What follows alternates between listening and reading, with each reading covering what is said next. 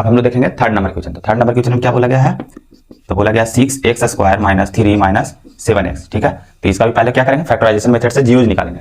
Zeros कैसे निकालते हैं, तो कांस्टेंट टर्म और x² के कोएफिशिएंट से मल्टीप्लाई करते हैं। तो यहाँ पे ध्यान देना है, यहाँ पे पहले अरेंज करना है, या तो वेरिएबल को इंक्रीजिंग ऑर्डर में अरेंज कर लो या तो डिक्रीजिंग ऑर्डर में। ठीक है, तो यहाँ पे कांस्टेंट टर्म पहले लिख दिया गया, वेरिएबल को बाद में, तो इसको पहले अरेंज कर देंगे। तो अरेंज करेंगे तो क्या मिलेगा, 6x² और इसको पहले लिखेंगे तो -7x और -3। आप क्या करेंगे, कांस्टेंट टर्म को x² और उसके कोएफिशिएंट के साथ मल्टीप्लाई करेंगे और उसके बाद फैक्टर करेंगे। तो 6 में मल्टीप्लाई करेंगे तो कितना आएगा, 18x²।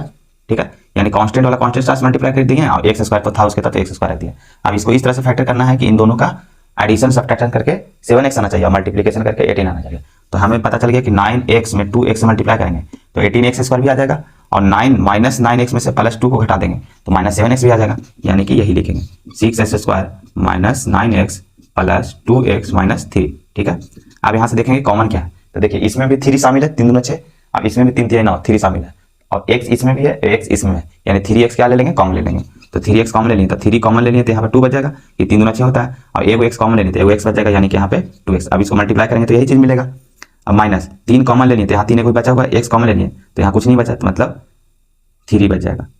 अब इसको मल्टीप्लाई करेंगे तो यही नंबर मिलेगा। ठीक है, और यहाँ क्या करना है, 2x - 3, इसमें और इसमें कोई कॉमन नहीं है, जब कोई कॉमन नहीं रहता है तो 1 कॉमन ले लेते हैं। अच्छा, यहाँ पर साइन हम कॉमन नहीं ले रहे हैं, तो जब साइन कॉमन नहीं लेंगे मतलब अगर माइनस कॉमन लेते हैं तब इसमें कुछ बदलाव करते हैं, जहाँ पे माइनस होता है वहाँ पे प्लस लिखते हैं, जहाँ पे प्लस होता है वहाँ पर माइनस। लेकिन जब प्लस साइन लेते हैं तो जो यहाँ पे लिखा हो रहा है तो उसको यहीं पे लिख देते हैं, जैसा का वैसा 2x - 3 लिख दिए। ठीक है, +1 कॉमन लेंगे तब। अब यहाँ पे जो ब्रैकेट के बाहर है उसको ब्रैकेट के अंदर लिखेंगे, तो 3x + 1 लिख दिए ब्रैकेट के अंदर और 2x - 3 2 बार लिखा था, इसको एक बार लिखेंगे 2x - 3। अब यहाँ क्या करना है, हमें जीरोज फाइंड आउट करना है, इसलिए क्या करेंगे, जीरोज के इक्वल कर देंगे। तो इक्वल टू क्या लिख दिए, 0। तो एक बार 3x + 1 = 0 लिखेंगे, एक बार 2x - 3 = 0 लिखेंगे। तो यहाँ पर लिख रहे हैं 3x + 1 = 0 और 2x - 3 = 0। तो x = क्या हो जाएगा, ये 1 उधर जाएगा तो माइनस हो जाएगा, -1, और ये 3x मल्टीप्लाई में तो 3 डिवाइड में चल जाएगा, यानी कि नीचे 3 हो जाएगा। उसी तरह से 3 उधर चल जाएगा और 2 डिवाइड में चल जाएगा, तो x = कितना हो जाएगा, 3/2। अब इसी को क्या बोल देंगे, एक को अल्फा बोल देंगे और एक को बीटा बोल देंगे। ठीक है, अब यहाँ से वेरीफाई कर देंगे। तो वेरीफाई हम लोग किस में करते हैं, तो सम ऑफ 0 और प्रोडक्ट ऑफ 0। अब हम डायरेक्ट लिख रहे हैं कि सम ऑफ 0 क्या होता है, तो अल्फा प्लस बीटा। तो अल्फा प्लस बीटा = क्या होगा, -b/a, और अल्फा का वैल्यू क्या है, तो एक -1/3 है, तो -1/3 लिख दिए। यहाँ पे लिख सकते हैं वेरीफाई,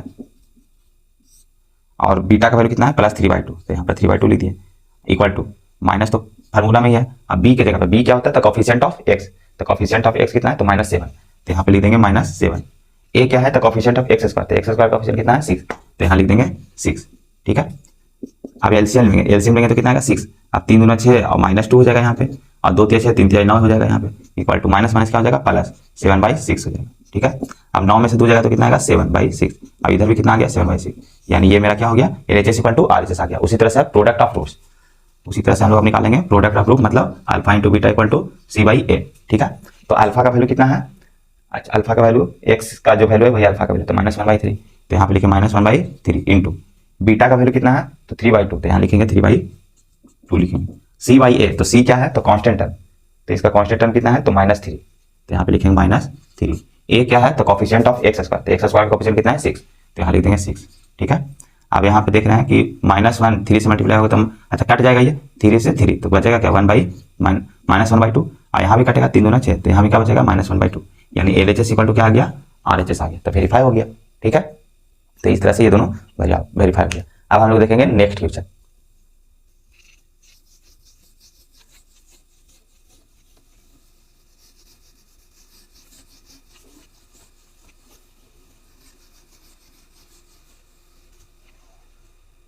अब देखेंगे fourth number question. Fourth number question है क्या है, फोर्थ नंबर 4u² + 8u है। ठीक है, अब यहाँ से देखने से पता चल रहा है कि यहाँ पे कांस्टेंट टर्म नहीं है, तो अपना मन से हम कांस्टेंट टर्म लेट कर सकते हैं, अपना मन से लिख दिए 0 की कांस्टेंट टर्म होगा। ठीक है, अब हम इसको सॉल्व करना चाहते हैं, तो इसका 0 निकालने के लिए हम फैक्टर करना होता है, तो जब फैक्टर करना होता है तो कांस्टेंट टर्म को इससे मल्टीप्लाई करते हैं, तो जब इससे मल्टीप्लाई करेंगे तो 0 आ जाएगा। ठीक है, तो हम इस वाले जो 0 लिखे हैं इसको कंसीडर नहीं करेंगे, हम इसी से फैक्टर बनाएंगे। ठीक है, तो हम इसको लिख भी सकते हैं, ये नहीं भी लिख सकते, इसे समझाने के लिए हम यहाँ पे 0 बताए थे, तो इसको हटा देते हैं, अब इसी से फैक्टर करेंगे। देखिए 4u², अब दोनों में पहले देखिए कॉमन क्या है, तो यहाँ भी u है, यहाँ भी u है, यहाँ 4 है, यहाँ 8 है, तो 4 दोनों में है, 4 दूना 8 होता है, तो 4 यहाँ भी है, 4 यहाँ भी है, तो 4 कॉमन ले लिए, u यहाँ भी है, u यहाँ u भी कॉमन ले लिए, तो यहाँ बचा क्या, एक u बचा। अब मल्टीप्लाई करेंगे तो यही नंबर आएगा, मतलब कॉमन लिया हुआ सही है।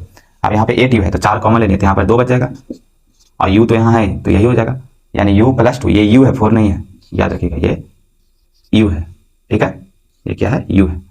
अब यहाँ पे क्या करेंगे, दोनों मल्टीपल में आ गया तो हम जीरो निकालने के लिए इक्वल टू क्या करते हैं, जीरो करते हैं, जीरो कर दिए। अब एक बार क्या होगा 4u इक्वल टू जीरो होगा, एक बार u plus 2 equal to zero होगा, तो यहाँ पे लिखेंगे 4u इक्वल टू जीरो और u plus 2 equal to zero.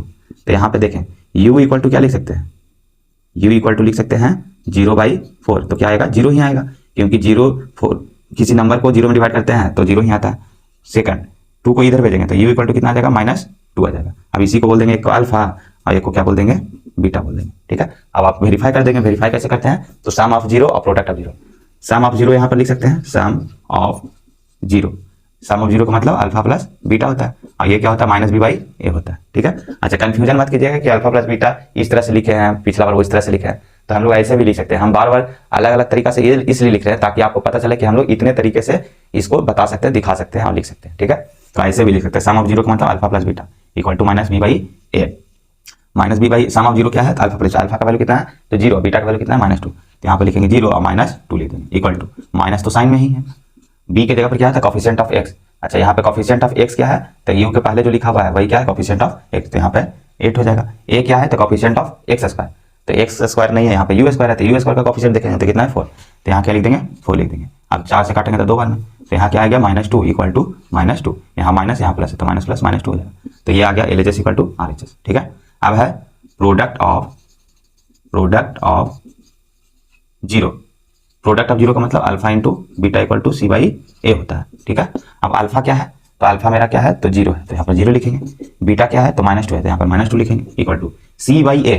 तो देखिए यहाँ पे c नहीं है तो हम बोले थे कि c को लेट कर सकते हैं, अब अपना मान से क्या लिख सकते हैं जीरो, क्योंकि जीरो लिखने से इस इक्वेशन में कोई भी फर्क नहीं पड़ता, इसलिए जीरो लिख सकते हैं। तो कांस्टेंट किसको लेट करेंगे, जीरो को, ठीक है। तो यहाँ लिख देंगे जीरो, सी के जगह पर क्या लिख देंगे जीरो, और ए के जगह पर कोफिशिएंट ऑफ एक्स स्क्वायर, तो एक्स स्क्वायर तो है नहीं यू स्क्वायर है, तो यू स्क्वायर का कोफिशिएंट देखेंगे 4।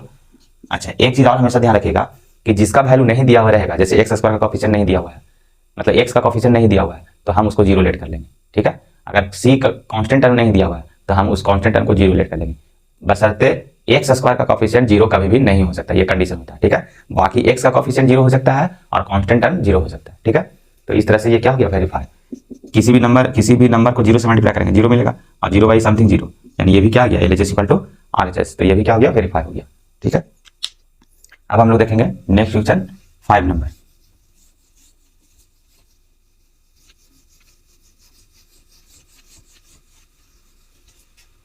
तो 5 नंबर देखेंगे, 5 नंबर क्या है तो t² - 50, तो इसका पहले क्या करेंगे जीरो फाइंड करेंगे तभी तो वेरीफाई कर पाएंगे।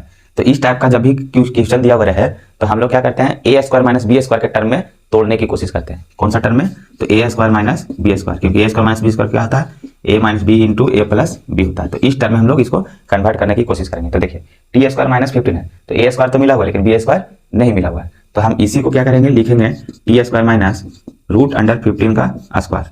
जब इसको स्क्वायर हटाएंगे मतलब स्क्वायर को इस रूट को कैंसिल कर देगा तो फिर वही चीज आ जाएगा, तो कोई फर्क भी नहीं पड़ा और फार्मूला पर भी बन गया, ठीक है। यही तो चाह रहे थे, तो इसी को क्या लिखेंगे a - b into a plus b या a plus b into a minus b, तो इसी को क्या लिख देंगे t - √15 इंटू t प्लस √15, ठीक है। और इसका चूंकि जीरो निकालना है इसलिए इसको इक्वल टू क्या कर देंगे जीरो कर देंगे, तो यहाँ से एक बार क्या होगा t - √15 इक्वल टू जीरो हो जाएगा और t plus √15 equal to zero हो जाएगा, ठीक है। तो जब एक यहाँ पर लिखेंगे t इक्वल टू √15 उधर चल जाएगा तो क्या हो जाएगा प्लस √15, और फिर से ये t और प्लस √5 उधर चल जाएगा तो कितना आएगा -√15, यानी कि उधर चल जाएगा, तो यानी कि ये आ गया t का 2 वैल्यू, यानी 2 जीरो आ गया। इसी जीरो को हम लोग अल्फा और बीटा नाम देते हैं, तो ये हो गया अल्फा और ये हो गया बीटा, ठीक है। अब हम लोग क्या करेंगे sum of zeros and product of zero find out करेंगे।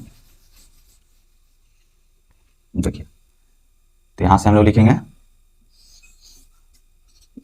सम ऑफ जीरो मतलब alpha plus beta equal to -b/a।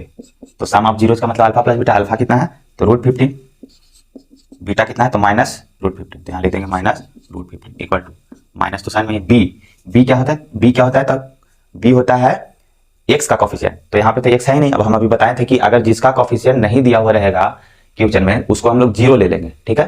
लेकिन अगर समझना चाहते हैं तो समझने के लिए हम लोग इसी को क्या लिख सकते हैं, इस तरह से भी लिख सकते हैं t² + 0 इंटू t - 50, अपना मान से हम क्या किए 0 × t लिख दिए, यानी t का जो कोफिशिएंट होता है उसी को b बोलते हैं, तो ऐसे भी हम इसको लिख सकते हैं। तो फाइनली क्या होगा, जो वैल्यू नहीं दिया हुआ था यहाँ पे उसका कोफिशिएंट 0 ही होता है, ठीक है, यानी इसी को ऐसे कन्वर्ट करके लिखा जा सकता है।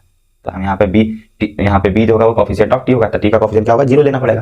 तो यहाँ पे 0/a क्या होता है, तो कोफिशिएंट ऑफ x स्क्वायर, तो x स्क्वायर मतलब t स्क्वायर का कोफिशिएंट कितना है, कुछ नहीं है तो 1, तो यहाँ लिख देंगे 1, ठीक है। तो यहाँ पे 15 में से √15 जाएगा, √15 में से √15 जाएगा तो 0, और माइनस यानी ये भी क्या होगा, माइनस में 0 से मल्टीप्लाई करते थे 0 आता है, तो 1 हो गया आपका सम ऑफ 0। उसी तरह से प्रोडक्ट ऑफ 0, तो प्रोडक्ट ऑफ 0 क्या होता है, अल्फा इंटू बीटा, यहाँ पे लिख देते हैं alpha into beta equal to c/a।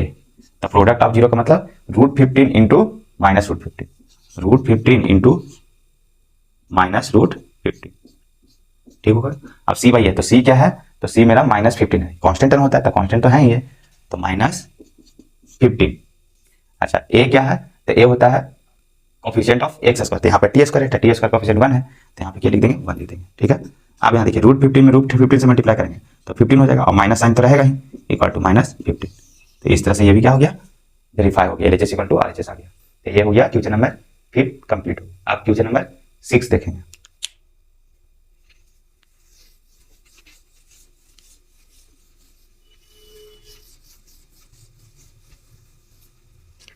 Six number क्या है, तो 3x² - x - 4 है, ठीक है। तो इसको भी क्या करते हैं, फैक्टराइजेशन मेथड से 0 फाइंड करेंगे। इसके लिए क्या करेंगे, कांस्टेंट टर्म को 3x² से मल्टीप्लाई करेंगे, तो कितना आएगा 12x², ठीक है। अब इसको दो फैक्टर में इस तरह से तोड़ना है कि हमें बीच वाला नंबर मिले, तो 4 में 3 से यानी कि 4x इंटू 3x करेंगे तो 4 × 12x² भी आ जाएगा, और -4x में से +3x घटाएंगे तो -x भी आ जाएगा। तो इसको फैक्टर करेंगे इसी तरह से 3x² - 4x + 3x और -4, और -4 में से 3x जाएगा तो -x बचेगा, ठीक है। और दोनों को मल्टीप्लाई करेंगे 4 × 12, तो ये वाला भी नंबर आ जाएगा 4 × 12 ये वाला। अब इसी को हम लोग क्या करेंगे, कॉमन लेंगे, तो 3 इसमें तो है नहीं तो कॉमन नहीं है, x इसमें भी है x में, तो x कॉमन ले लेंगे, तो यहाँ पे क्या बचेगा 3x माइनस x कॉमन ले ही चुके हैं तो बच गया क्या 4। अब यहाँ पे क्या होंगे +1 कॉमन लेंगे, क्योंकि ना तो इसमें कुछ है कॉमन ना तो इसमें, जब कुछ भी नहीं मिलता है तो 1 कॉमन लेते हैं, ठीक है। और प्लस अगर साइन यहाँ पे लेते हैं तब हम लोग जो चीज़ यहाँ लिखा रहता है डायरेक्ट यहाँ लिख देते हैं 3x - 4, लेकिन अगर माइनस यहाँ कॉमन लिए होते हैं तो यहाँ पर प्लस को माइनस लिखते, मतलब यहाँ पर माइनस रहता तो प्लस लिखते, यहाँ पर माइनस रहता तो ये भी प्लस लिख देते, ठीक है। तो इस तरह से अगर प्लस लेते हैं तो कोई चेंजिंग नहीं, डायरेक्ट लिख देते हैं। अच्छा इसका क्या लिखेंगे, फिर जो बाहर में रहेगा उसको ब्रैकेट के अंदर रख देंगे, और जो ब्रैकेट के अंदर 2 बार लिखा उसको एक बार लिख देंगे, एक बार लिख दिए। अब चूंकि जीरोज निकालना है इसलिए इसको इक्वल टू क्या करेंगे 0, और एक बार क्या होगा इसके इक्वल टू 0 लिखेंगे, एक बार इसके इक्वल टू 0, यानी x + 1 = 0 लिखेंगे और 3x - 4 = 0 लिखेंगे। अब इसको क्या करेंगे, x का वैल्यू फाइंड आउट करेंगे, तो 1 को उधर भेजेंगे तो x = कितना आएगा -1, और जब इसको 4 को इधर भेजेंगे और 3 को डिवाइड में भेज देंगे तो x = कितना आएगा 4/3 आएगा। अब यही जीरो जो है इसको अल्फा और बीटा लेट कर लेंगे, तो इसी को क्या बोल देंगे अल्फा और एक को क्या बोल देंगे बीटा, ठीक है। अब यहाँ पे सम ऑफ 0 और प्रोडक्ट ऑफ 0 फाइंड आउट कर लेंगे, तो यहाँ लिखेंगे सम ऑफ 0 यानी alpha plus beta equal to -b/a होता है, ठीक है। तो यहाँ पे अल्फा प्लस बीटा, अल्फा का वैल्यू कितना है तो -1 और बीटा का वैल्यू कितना है 4/3, यानी -1 + 4/3 इक्वल टू, माइनस तो साइन फार्मूला में ही है, और b/a, तो b क्या होता है तो कोफिशिएंट ऑफ x, तो कोफिशिएंट ऑफ x का क्या है -1 है, कुछ नहीं है मतलब 1 है, तो ये साइन के साथ लेते हैं तो -1 हो जाएगा, तो यहाँ पे क्या होगा -1। a क्या होता है कोफिशिएंट ऑफ x², तो x² का कोफिशिएंट कितना है 3 है, यहाँ लिख देंगे 3।